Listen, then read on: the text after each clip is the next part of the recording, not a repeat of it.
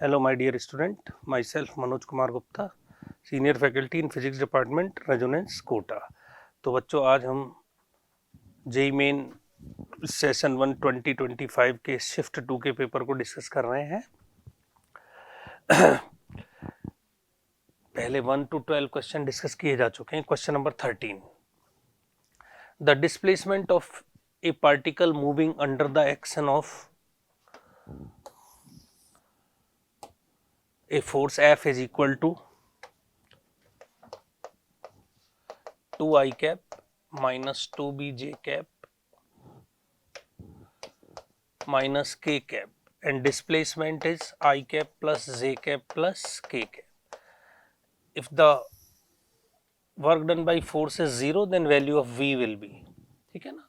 तो work done जो होगा वो हम कह सकते हैं W is equal to F dot d होगा और ये 0 गिवन है तो B का वैल्यू आ जाएगा। इसका डॉट प्रोडक्ट करेंगे तो आएगा 2 minus 2B minus 1 is equal to what 0।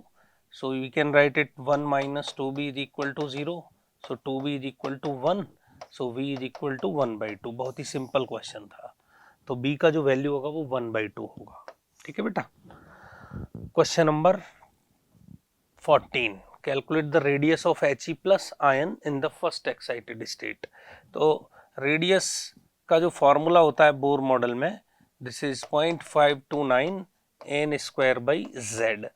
अब आपसे कहा है He प्लस का मतलब हो गया z is equal to what 2 और फर्स्ट एक्साइटेड स्टेट मतलब n इज इक्वल टू 2। तो पुट कर देते हैं तो this will be 0.529 into 4/2 angstrom. तो आपको इसे 0.529 इंटू 2 आ जाएगा बेटा 1.058। 1.058 angstrom is the correct answer. तो it will be in third option. Okay, next question, a massless tube of length 1 metre.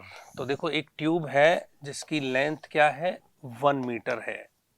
इसके अंदर एक लिक्विड भरा हुआ है और ओमेगा से घूम रही है ये ट्यूब। इस लिक्विड का जो मास है ना दैट इज 2m। ओके बेटा। अब आप इसमें कहेंगे कि it is rotating about an axis passing through it's one and with angular velocity omega if the force exerted by the liquid on the other end of the tube is F then omega will be। तो यहाँ पे ना force F act कर रहा है इस liquid की वजह से, ये कह सकते हैं हम this F is pressure into area. Pressure का फॉर्मूला हम यहाँ डिराइव करके ला सकते हैं, बच्चों को याद भी होगा, रो omega square L square by 2।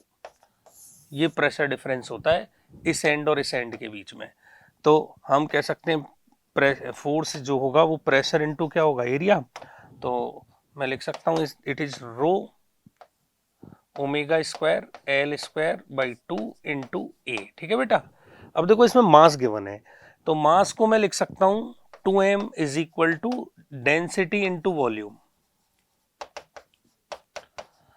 अब डेंसिटी क्या है ये क्वेश्चन में गिवन नहीं है, मास गिवन है उसकी जगह। तो रो वॉल्यूम को लिख सकता हूँ a इंटू वॉट एरिया इसका a और लेंथ। ठीक है बेटा। तो इट इज 2m। तो ये रो ए एल जो है ना ये 2m आ जाएगा। तो यहाँ से हम रो ए एल को 2m लिख सकते हैं। तो ये 2m upon 2 omega square L आ जाएगा। 2 कैंसिल हो जाएगा, एल बराबर भी 1 गिवन है तो मैं इस फोर्स को लिख सकता हूँ it is m omega square. L is equal to 1 put कर दीजिए। यहाँ से ओमेगा स्क्वायर की वैल्यू आ जाएगी f बाई एम।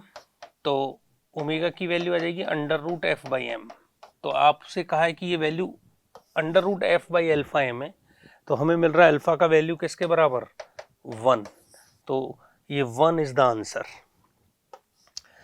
हो सकता है न्यूमेरिकल वैल्यू क्वेश्चन हो। ठीक है ना बेटा। अगला क्वेश्चन बहुत सिंपल है, इलेक्ट्रोस्टैट्स का है। If the point A is situated on the axis of the dipole. तो ये जो ए पॉइंट है ये एक्सेस की डाइपोल की एक्सेस पर है, ये डाइपोल है, यहाँ डाइपोल है और इसकी एक्सेस पर हमें ये ई नॉट और वी नॉट गिवन है। ठीक है। और आपसे कहा है कि इक्वेटोरियल पॉइंट पर 2r डिस्टेंस पर ई नॉट और वी नॉट कैलकुलेट करिए। तो आपको पता है ई नॉट एक्सिस वाला जो फॉर्मूला होता है जिसको ई नॉट कहा है इन्होंने, दिस इज 2kp/r³। ठीक है, इक्वेटोरियल लाइन पे ये जो फॉर्मूला है ना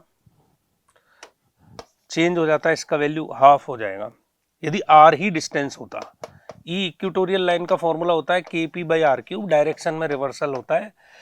तो इसको हम यहाँ पे डिस्टेंस लेकिन 2r कहा है, तो हम इसको यहाँ लिखेंगे 2r का होल क्यूब, क्योंकि डिस्टेंस उन्होंने चालाकी से डबल कर दिया है।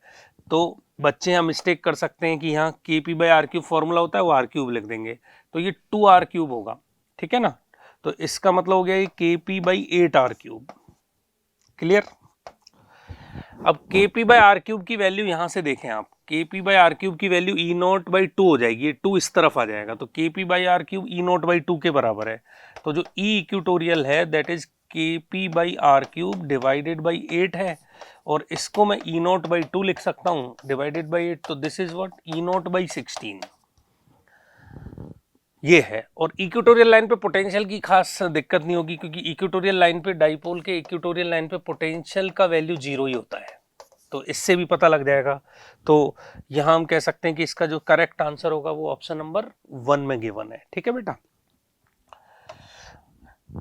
नेक्स्ट क्वेश्चन में विस्कस फोर्स के बारे में पूछा गया है कि ball of mass m, A ball of mass m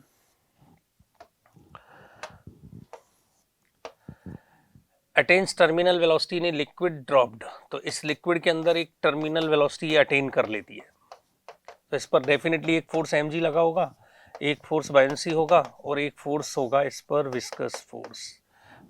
तो इन्होंने एक बात कही है कि इसकी जो density of the ball is twice of the density of liquid. तो विस्कस फोर्स का देखो मास का फॉर्मूला लिख देता हूं मैं, rho ball into V ball. ठीक है, mass density into volume.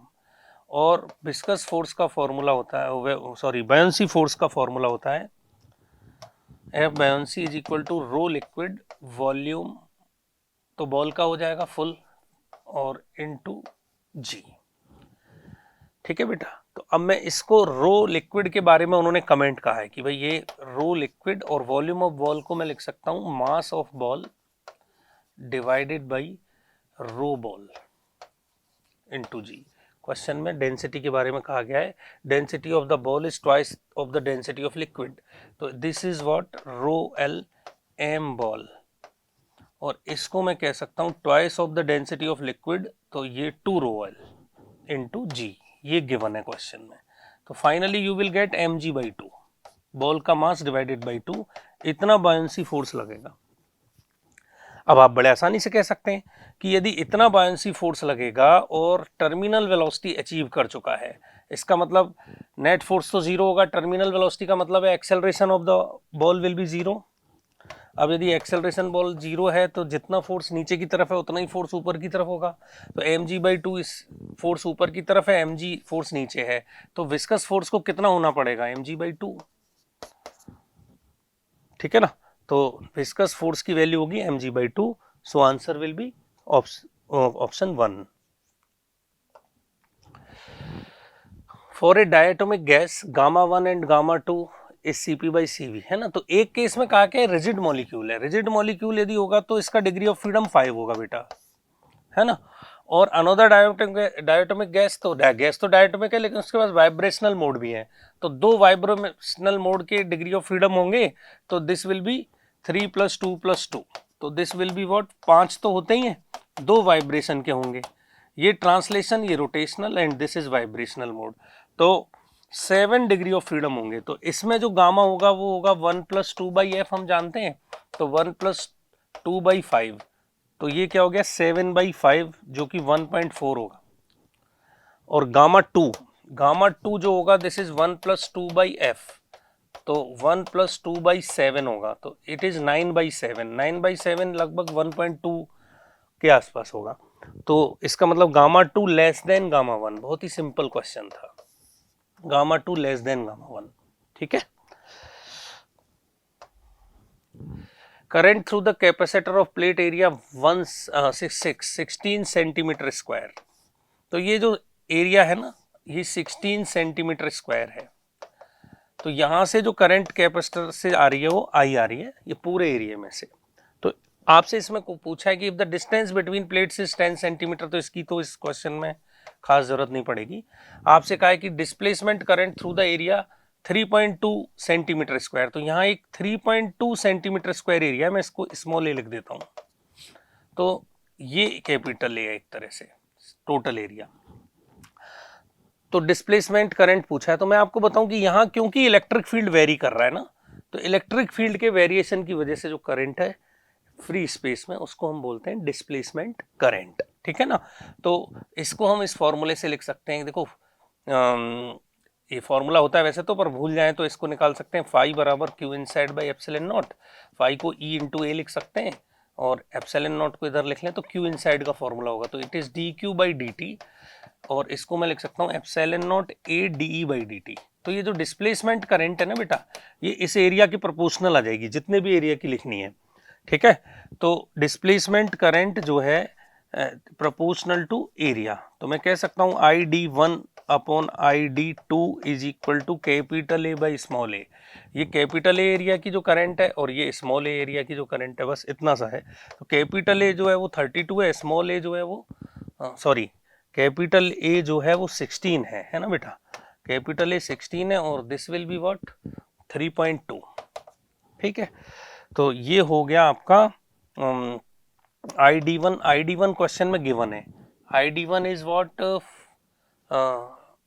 4 ampere, ठीक है ना। तो ID1 is 4 ampere, then ID मुझे कैलकुलेट करना है स्मॉल एरिया से, तो स्मॉल एरिया से जाने वाला जो करंट होगा this is 3.2 into 4 divided by 16, और अब इसे आप जब कैलकुलेट करेंगे तो आपको मिलेगा 0.8 एम्पियर। 0.8 एम्पियर को मैं लिख सकता हूँ 800 मिली एम्पियर, तो मिली एम्पियर में कैलकुलेट करना है तो इसका आंसर होगा 800 मिली एम्पियर, ओके। तो ये ठीक था क्वेश्चन। जनरली ईएम वेव से डिस्प्लेसमेंट करंट का डिस्कशन ईएम वेव में करते हैं।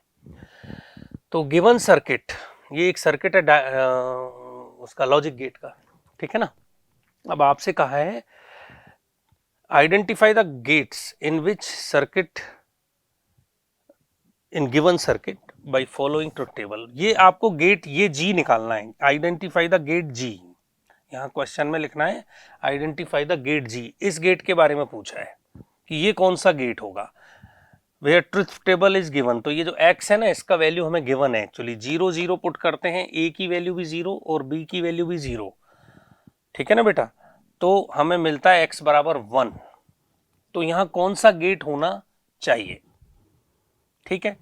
तो हम यहाँ कह सकते हैं कि भाई ये तो देखिए a जा रहा है, a, और इस तरफ से ये जो है ये b जा रहा है, और यहाँ से ये b इस तरफ गया और ये नॉट गेट आ गया, तो यहाँ ये बी बार बन जाएगा। फिर यहाँ ऊपर से ये जो ए आ रहा है ये इसमें नॉट गेट में से जाता है, तो ये ए बार बन जाएगा, और ये क्या है बी। तो जो हमें यहाँ एंड गेट लिखा है, तो एंड गेट का आउटपुट होता है ए डॉट बी, तो यहाँ ए डॉट बी बार मिलेगा, और इधर भी एंड गेट है तो इसका आउटपुट मिलेगा ए बार डॉट बी, इतना हम कह सकते हैं, ठीक है ना। अब यहाँ ट्रुथ टेबल गिवन है, गेट गिवन नहीं है, तो हम ये ए डॉट बी बार और ए बार डॉट बी कैलकुलेट कर लेते हैं, ठीक है ना। तो देखिए मैं इसका टेबल बनाता हूँ पूरा, उससे समझ पाएंगे। ए बार बी बार, ठीक है, A bar dot B, A dot B bar, ये कैलकुलेट कर लेते हैं पहले, ठीक है ना। This is what A bar dot B को हम कहेंगे एस, और this is A dot B bar को कहेंगे आर। फिर आगे देखते हैं। तो ए हमें गिवन है 0 0 1 1, 0 0 1 1, ये लीजिए, ठीक है। बी हमें गिवन है 1 0 1 0, सॉरी 0 1 0 1,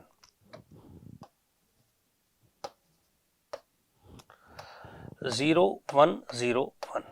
तो ए बार कैलकुलेट करते हैं। ए को देखिए, ए बार क्या होगा 1 1 0 0, बी बार क्या होगा 1 0 1 0। ए बार और बी को देखिए, ए बार और बी, ये ऐसे है, तो ए बार और बी को देखेंगे तो ए बार डॉट बी का मतलब 0 1 0 0, ऐसे ही सिमिलरली फर्स्ट और फोर्थ को देखिए, A dot B bar, A dot B bar मतलब 0 1 0 और 0 0, इट इज ऑल्सो 0 1 1, ये होगा 1, और लास्ट वाला 1 0 मतलब ये भी क्या होगा 0। अब हमें यहां क्या है ये पता नहीं है गेट जी, लेकिन हमें यहां पता है भाई x हमें पता है, x का वैल्यू है 1 0 0 1 1 0 0 1, इस तरह से गिवन है। तो यदि हम इनको ऐड करते हैं, देखो पहले हम यहां मान ही लेते हैं कि यहां पे और गेट लगा है, ठीक है, और गेट का मतलब होगा r प्लस एस, ठीक है, तो r प्लस एस से ये क्या होगा 0, ये क्या होगा 1, ये क्या होगा 1 और ये क्या होगा 0, और इससे हमें पता देख लग गया है कि r प्लस एस का जब हम बार करेंगे x में, r प्लस एस का होल बार करेंगे तो हमें मिलेगा x वाला आउटपुट। इसका मतलब यहां डेफिनेटली जो गेट लगा होगा वो एक और होगा नॉट, मतलब यहां और गेट तो होगा ही होगा, और के साथ नॉट भी लगा होगा। ये r है, ये s है, तो यहां हमें मिलेगा r प्लस एस, और यहां हमें मिलेगा r प्लस एस का होल बार जो x है। इसका मतलब यहां जो गेट है वो नॉर होगा, और plus not, that is NOR gate का आउटपुट है ये। Okay, next question, find the current passing through the battery in the following circuit. देखिए ध्यान से देखें, कैपेसिटर भी लगा हुआ है, बाकी रेजिस्टेंस सब जो लगे हैं, लेकिन इस सर्किट में करंट कैलकुलेट करना है। अब कैपेसिटर से तो करंट इन्होंने पूछा है स्टेडी स्टेट का, ठीक है ना, वी आर जनरली जब कुछ कहा नहीं है तो हम स्टेडी स्टेट करंट कैलकुलेट करेंगे बैटरी से पास होने वाला। तो फिर हम इसका मॉडिफाइड सर्किट बना लेते हैं, क्योंकि हमें पता है कि कैपेसिटर में स्टेडी स्टेट करंट 0 हो जाएगी। तो फिर यदि हम इस सर्किट को दोबारा से रीड्रॉ करें तो ये कुछ इस तरह से ड्रॉ होगा, 3 ओम, 4 ओम, 3 ओम, then this is 2.5 ohm, this is what 6 ohm, and ये डायरेक्ट लगा सकते हैं। ओके, कैपेसिटर ओपन सर्किट, और बाद में फिर और रेजिस्टेंस भी लगा दें, पर इनमें करंट नहीं जाएगी बेटा, क्योंकि ये ओपन सर्किट हो गया तो ये ब्रांच में करंट नहीं जाएगी पीछे। तो जो करंट यहाँ से जाएगी वो इस तरफ जाएगी, फिर ऐसे ऐसे डिवाइड हो जाएगी, और ये करंट इस तरफ जाके हम कह सकते हैं कि यूं आएगी और इस तरफ जाएगी, डेफिनेटली इधर जाएगी, लेकिन ये करंट यहाँ जब जाएगी तो वापस लौट जाएगी, इस तरफ कोई करंट नहीं जाएगी, क्योंकि इधर सर्किट कंप्लीट नहीं है, कैपेसिटर की वजह से इधर करंट जाना स्टेडी स्टेट पे बंद हो गया है। तो हम कह सकते हैं कि जो रिमेनिंग सर्किट है वो सिर्फ इतना बचा स्टेडी स्टेट पे। अब स्टेडी स्टेट पे हम इसका आर इक्विवेलेंट निकाल सकते हैं, ये 6 और 3 पैरेलल में है, 6 और 3 का पैरेलल का कॉम्बिनेशन का आंसर होता है 2। तो ये बेसिकली ये जो रेजिस्टेंस है, ये रेजिस्टेंस 2 ओम के हैं, ठीक है, और 2 ओम इस 4 ओम के साथ सीरीज में है, तो 2 + 4, 2 + 4 कितना हो गया 6, और ये 6 अगेन इस 3 ओम के साथ पैरेलल में है, तो 6 × 3/6 + 3, तो ये हो गया टोटल 2। तो टोटल रेजिस्टेंस 2 ओम ही हो जाएगा, ठीक है बेटा, और यहाँ बैटरी 2 वोल्ट की लगी है, और 2 ओम इसका पूरा आर इक्विवेलेंट है, तो कुछ ऐसा हो गया कि ये 2 वोल्ट है और ये पूरा की पूरा 2 ओम है, और यहाँ से जाने वाला करंट हमें निकालना है, तो 2 और 2, तो 2/2, this is 2/2 and current will be 1 ampere. तो यहाँ सर्किट में जो जाने वाला करंट होगा वो 1 एम्पियर होगा। क्लियर? नेक्स्ट क्वेश्चन, इस क्वेश्चन में आपसे कहा है कि equivalent resistance across A B is NR/2। तो ये एक सिमेट्रिकल सर्किट है, और हम इसको इस तरह से देख सकते हैं कि यहाँ ए और बी के बीच में हमें करंट ये इक्विवेलेंट रेजिस्टेंस बेटा कैलकुलेट करना है। तो इन दोनों पॉइंट्स के बीच में हमें इलेक्ट्रिक फील्ड कैलकुलेट करना है। तो देखिए ये सिमेट्रिकल प्लेन है इसमें, और इस सिमेट्रिकल प्लेन का मतलब है ये इक्विपोटेंशियल लाइन है, ऐसा भी कह सकते हैं, ये प्लस और ये माइनस, क्योंकि देखिए इसके लेफ्ट राइट में आप देखिए ऊपर और नीचे दोनों तरफ सर्किट एकदम एक जैसा है, तो फिर हम इस प्लेन को सिमेट्रिकल प्लेन कह सकते हैं।